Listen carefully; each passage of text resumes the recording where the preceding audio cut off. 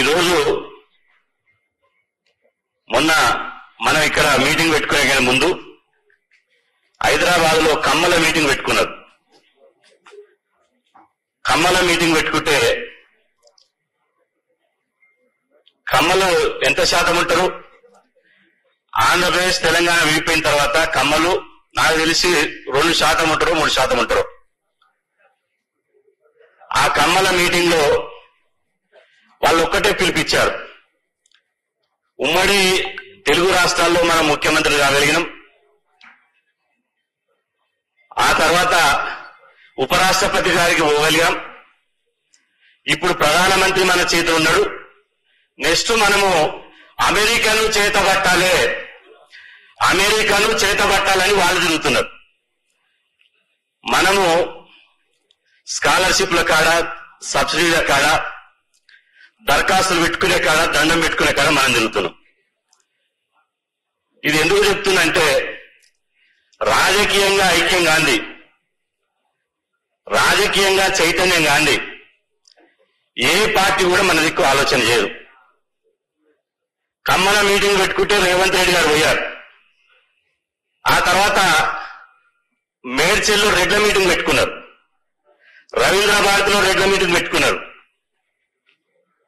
ఇక్కడన్నా జర పార్టీకి లోబడి కొంత మాట్లాడుతారు కానీ రెడ్ల మీటింగ్ పెట్టుకున్న వాళ్ళు ఒక్కటే చెప్పారు, వాడు ఎడ్డోడా గుడ్డోడా కాదు, రెడ్డోడా కాదా అనేది చూసుకోవాలి.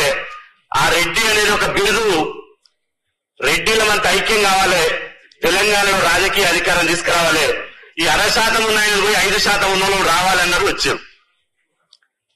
మరి మనం ఏం చేయాలి? మనం ఏం చేయాలో ఒకసారి ఆలోచన చేయండి.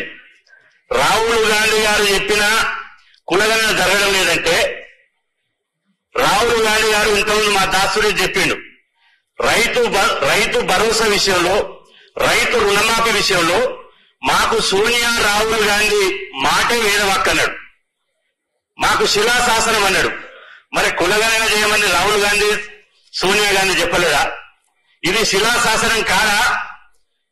కాబట్టి ఈ విషయాలన్నీ ఇక్కడ వచ్చిన వాళ్ళు ఎవరు కూడా నాకు తెలిసి ఒక వ్యక్తులు కాదు, అందరూ మనం కలిసి పనిచేసిన వాళ్ళమే. సంవత్సరాల కాబట్టి జీవితం అంతా సగం జీవితం పోయింది. ఒక్కొక్కరు 1,00,000 మందితో సమానం, ప్రతి ఒక్కరు ఒక శక్తులే. ఇక్కడ ఎవరు వ్యక్తులు కానే కాదు. మీ కాంట్రిబ్యూషన్ ఈ సమాజానికి ఎంతో ఇచ్చారు, ఇంకా ఇవ్వాల్సినటువంటి అవసరం ఉన్నది. కానీ ఇవాళ బీసీలు అంటే లెక్కలేదు. ఇవాళ వెలుగు పేపర్లో వచ్చింది ఏమని, పిసిసి అధ్యక్షుడిగా ఎస్టీకి ఇచ్చేటువంటి అవకాశం ఉంది అని. అంటే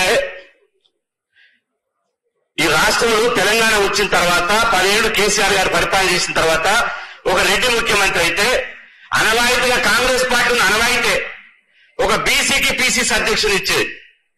కానీ ఆలోచన ఏంటంటే, ఒక రెడ్డికి ఒక ఓసీకి ముఖ్యమంత్రి పదవి ఇచ్చాం, ఒక దళితుడికి ఉప ముఖ్యమంత్రి పదవి ఇచ్చాం, కానీ ఎస్టీలకి ఇవ్వలేదు. 12% ఉన్నారు వాళ్ళు, 10% నుంచి 12% ఉన్నారు. ఆ ఎస్టీలకు ఇవ్వలేదు కాబట్టి ఆ ఎస్టీలు కాంగ్రెస్ పార్టీ మీద కోపం మీద ఉంటారు. కాబట్టి ఎస్టీలకు ఇవ్వాలి అంటే 60% ఉన్న బీసీలు ఎక్కడ ఇవ్వాలి? అంటే బీసీల గురించి కనీసం పరిశీలన చేయడం లేదంటే, ఒక పిసిసి అధ్యక్షుడిగా పార్టీ జంగమయ్యడానికే అది పవర్ఫుల్ పోస్టింగ్ కాదు.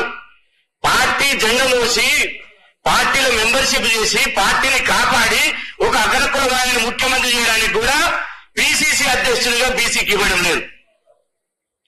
అంటే సామాజిక న్యాయం అనేది ఎక్కడుందో ఒకసారి ఆలోచన చేయాలి.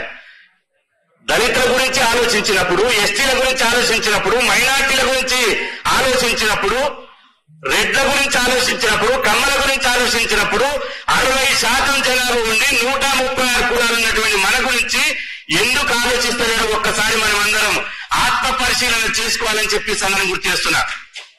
అందుకోసమే కార్యాచరణ నేను రిక్వెస్ట్ చేస్తున్నా. దీని గురించి రోజు మనం మాట్లాడుతున్నాం. మేము కులగణన సాధన యాత్రలు రోజు ఉపన్యాసాలు అయితేనే ఉంటున్నాయి. కామారెడ్డి నుంచి కరీంనగర్ వరకు ఆ యాత్ర సాగుతూనే ఉంటుంది. రేపు ముగింపు యాత్ర ఉంది. కానీ ఈ విషయాలని మాట్లాడుకుంటూనే ఉన్నాం.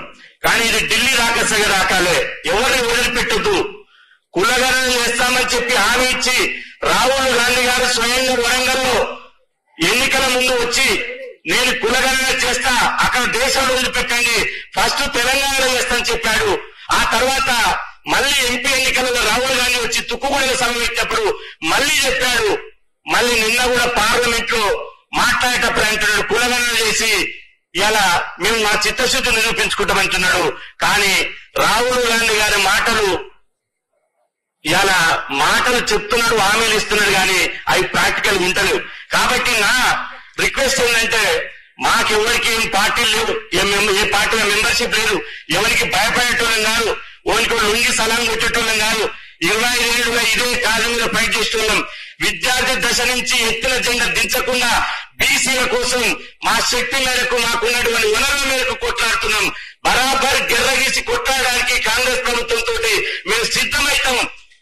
దయచేసి మీరు తెలంగాణ ఉద్యమంలో జేఏసీ పెట్టండి, అన్ని సంఘాలను కలుపుకోండి. ఇప్పుడు ఇలా ఇక్కడ 100 మంది 1000 మంది రావచ్చు, కానీ ఇది పెరేడ్ గ్రౌండ్ లో పెట్టిన మైదానంలో 1 కోటి మందితో సమానం అని చెప్పి సందర్భం గుర్తిస్తున్నా. ఇక్కడ వచ్చిన నాయకత్వం అట్లాంటిది. కవులు వచ్చారు, రచయితలు వచ్చారు, పేర్లు చెప్పుకునే జర్నలిస్టులు వచ్చారు, సామాజిక సంఘాల ఉద్యమ నాయకులు వచ్చారు, జేఏసీలు పెట్టి జేకేల విద్యార్థి నాయకులు వచ్చారు. మొత్తం యావత్తు సమాజం అంతా ఇక్కడ ఉన్నది. కానీ కార్యాచరణ లేకుండా మనం పోతే మళ్ళొక్క స్టార్ హోటల్ మీటింగ్ పెట్టాలంటే మళ్ళీ లక్షలు అవుతాయి. కాబట్టి నా రిక్వెస్ట్ ఏంటంటే 2వ తారీఖు నాడు అసెంబ్లీ ఉన్నది. అసెంబ్లీ నాడు అన్ని కలెక్టరేట్ల దగ్గర, అన్ని ఎంఆర్ఓ ఆఫీసుల దగ్గర దీక్షలు, ధర్నాలు ఏదో ఒక కార్యక్రమం పెడదాం. అదేవిధంగా ఇందిరా పార్క్ 136 కుల సంఘాల రాష్ట్ర అధ్యక్షులను కూర్చోబెట్టి ఒక దీక్ష పెడదాం.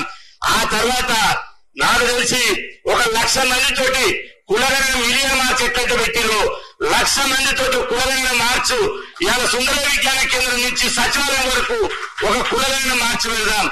ఆ తర్వాత చెలోటిని మా అన్నంతనే చెప్పింది, రాహుల్ గాంధీ చెప్తానే అన్నంతనే మంచోడు బీసీ నాయకుడు.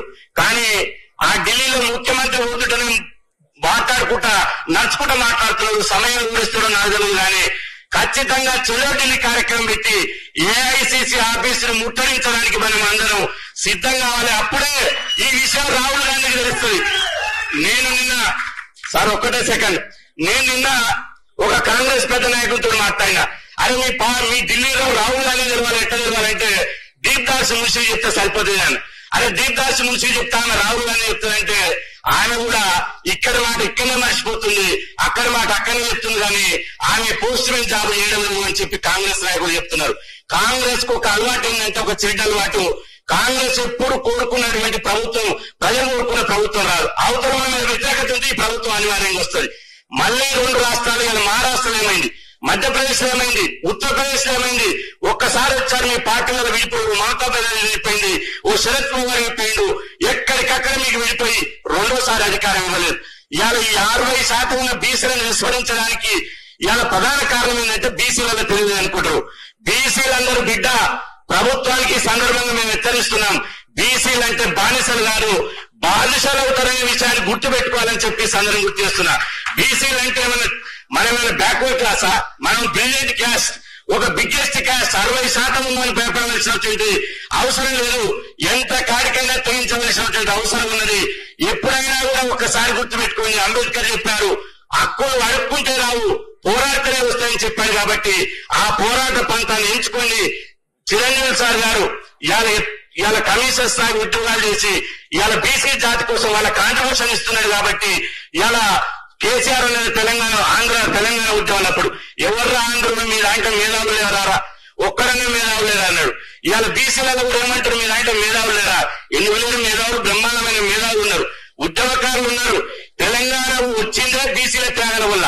ఓ ప్రొఫెసర్ జయశంకర్ నుంచి కానిస్టేబుల్ కృష్ణ వరకు ఇవాళ బీసీల త్యాగాల మీద వచ్చింది. కాబట్టి అంతిమంగా ఎక్కడనైనా బీసీలను నిర్లక్ష్యం చేస్తే భారతదేశ చరిత్ర మొత్తం తీయండి, బీసీలను నిర్లక్ష్యం చేస్తే అంతిమంగా ఉద్యమాలు పుట్టుకొచ్చినాయి.